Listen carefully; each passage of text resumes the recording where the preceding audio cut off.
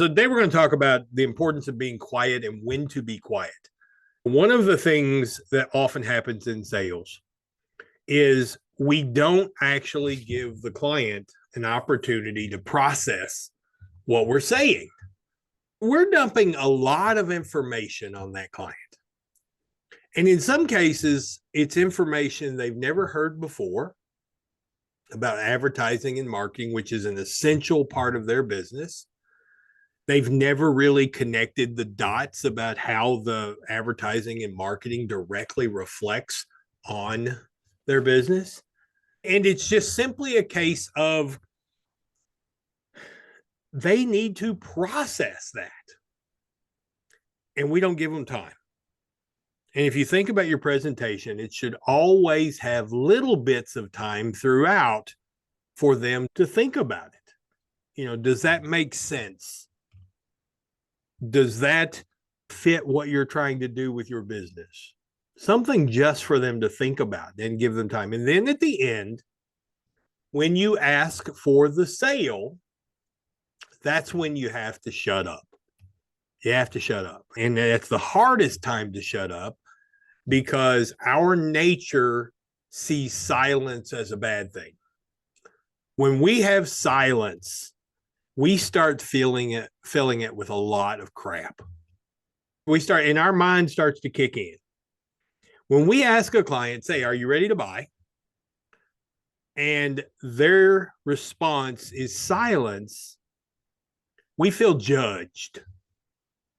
We feel our brain starts to race. Oh, they don't like me. They don't like the product. They're not going to buy.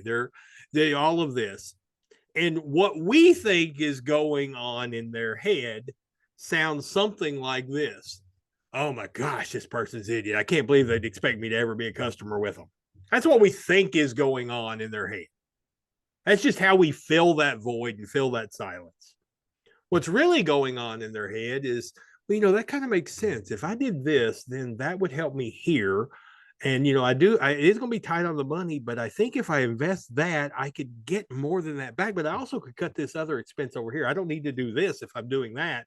And if I don't do that, then I can do this. All that, they're really just trying to work their way through everything you just said and how it affects them.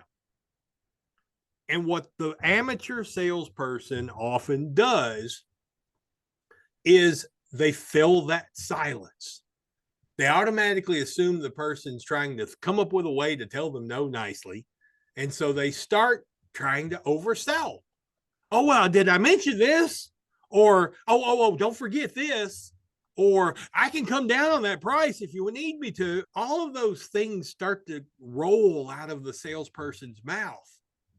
And you talk yourself out of the sale. So many times they're ready to buy and they're just trying to justify it and make it work into their bigger strategy, or they're trying to develop a strategy around it, or so many things on the positive side can be taking place in their brain.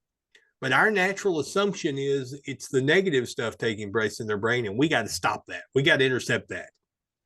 So when you ask for the sale, shut up and stay quiet until they say something. There's an old adage in sales that whoever speaks first loses. I hate that. I absolutely hate that. Because if you're doing sales the way sales should be done, there's not a loser. It's not a winner or loser. It's a win-win situation. So the reality is it's not whoever speaks first loses. It's if you, the salesperson, speaks first, both sides lose.